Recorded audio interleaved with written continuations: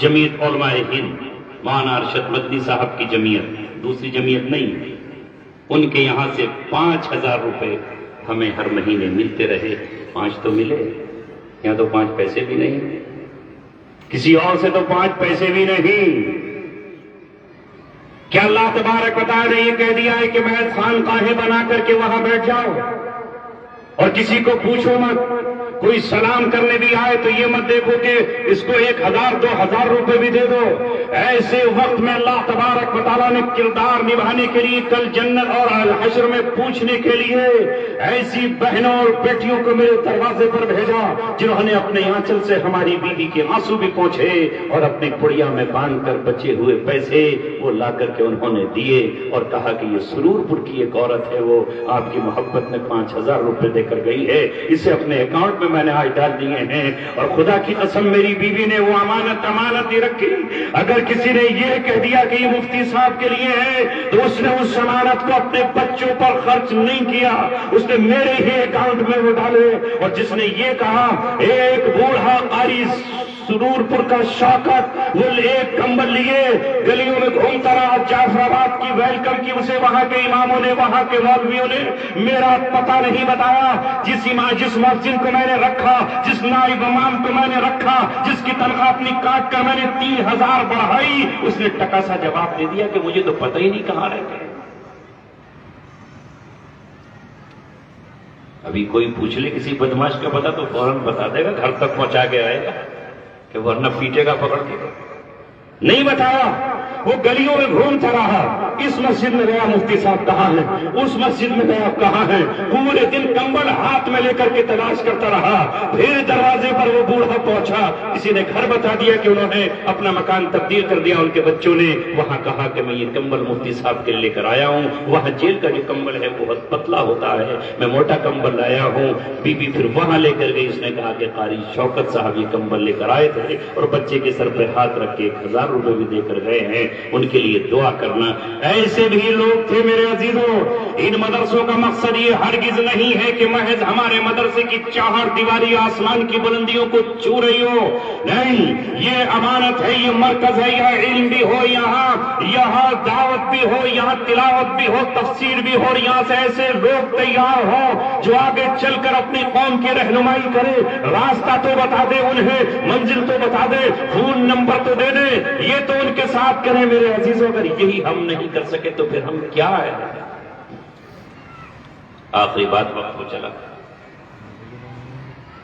دعا کے لیے اگر بعض جگہ بعض لوگ پہنچ گئے تو ٹکا سا جواب ملا، اور بعض نے تو پتہ نہیں کیا کہا کہ بھیا کیوں ایسے کام کرتا تھا، اب گائے کو دعا کروا رہا، اب یاد آ رہے ہیں ہم۔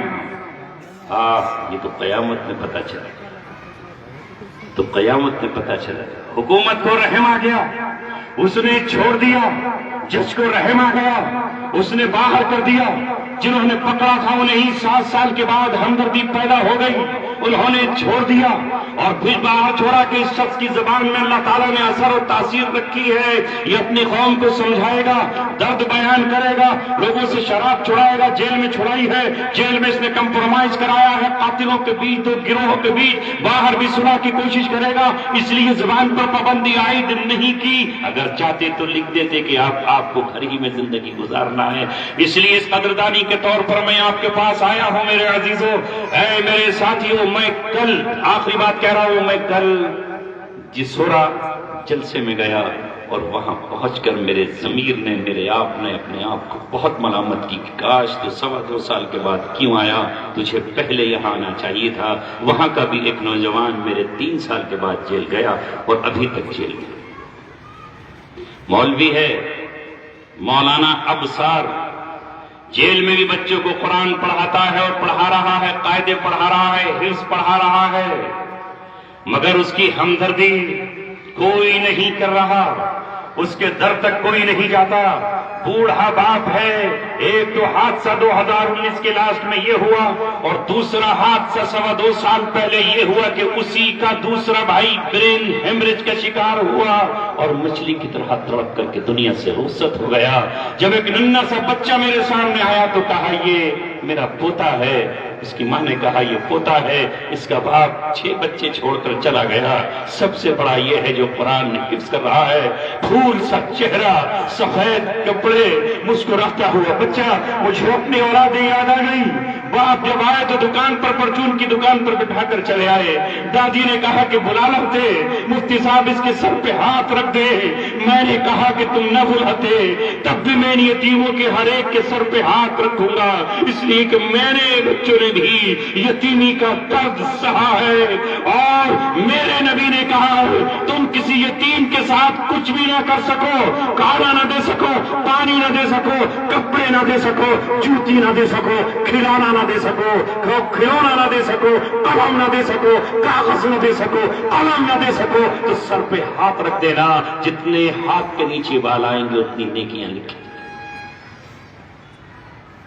وہاں نہیں ہے مدرسے، برابر میں نہیں ہے بڑے انسٹیٹیوٹ، نام لوں گا تو پھر تم بھی کل میرا نام بلیک لسٹ میں ڈال دو گے اور کہو گے کہ لال رنگ سے لکھ دو یہ عبدالسمیع گوکل پور کمال پور نہ آئے، اور گزرے بھی تو یہ روڈ اختیار نہ کرے بلکہ میٹرو سے گزر کے وہاں سے جائے۔ ایسی بات کہہ رہا ہوں، سچی بات کڑوی تو لگے گی، نشتر سے تکلیف تو ہوگی مگر اندر کا زہر نکل جائے گا۔ کاش اس گھر میں وظیفہ جاری ہو جاتا، میں تو یہی سوچ کر پریشان ہوں۔ میرے ساتھ 2 ایک مسجد کے امام ایک سابور تھے، اس لیے اور طرف نہیں سن پایا۔ جو کچھ جیب میں کچھ تھا میرے، سب تو میں بھی نہیں دے پایا، لیکن جو مجھ سے ہو سکا اللہ نے کیا، اور ارادہ رکھتا ہوں کہ پھر انشاءاللہ کہیں نہ کہیں جاؤں گا۔ مگر معاملہ کیا ہے ہمارا کہ ہم ان چیزوں کو سمجھ ہی نہ رہے۔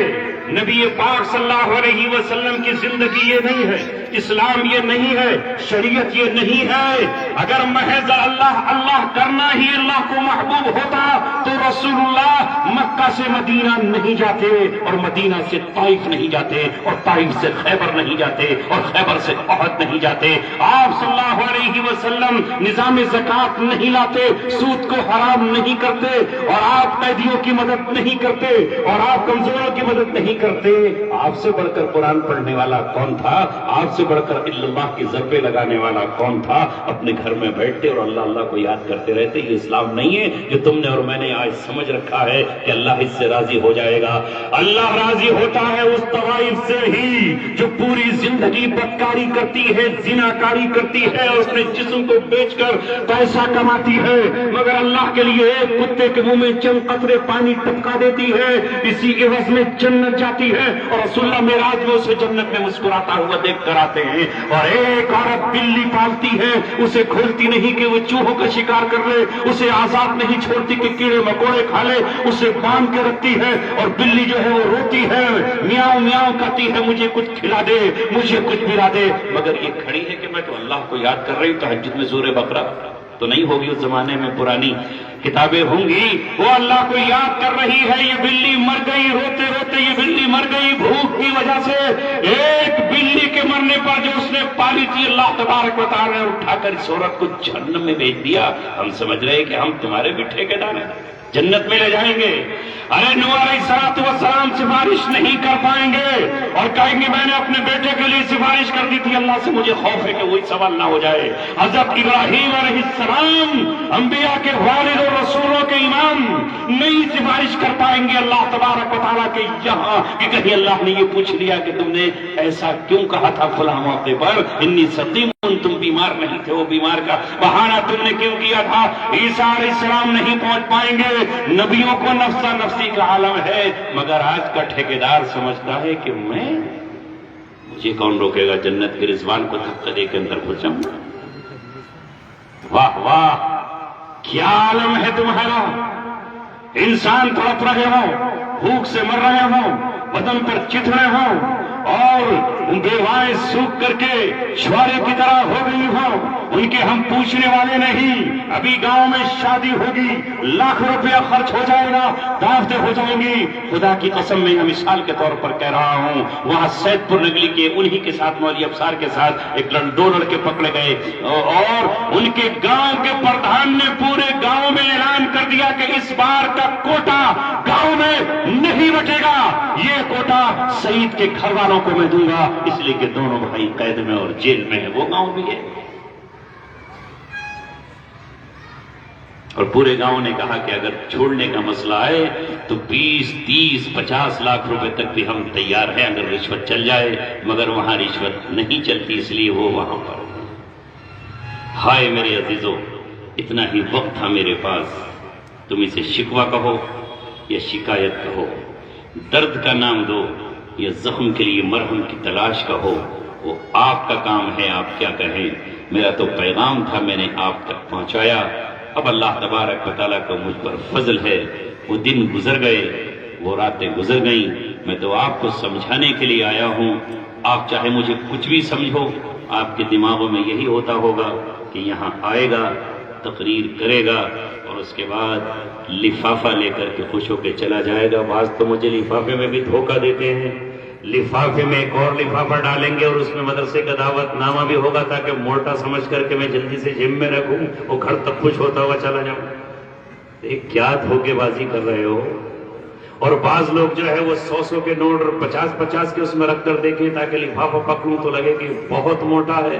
ارے کیا دھوکہ دے رہے ہو تم؟ میں نے کبھی تم سے کہا تھوڑی ہے، گن کر دیکھا تھوڑی ہے، اس میں 50 کے نوٹ کے 50 کے رکھ کے وہ 500 سے بڑھ جائیں گے کیا؟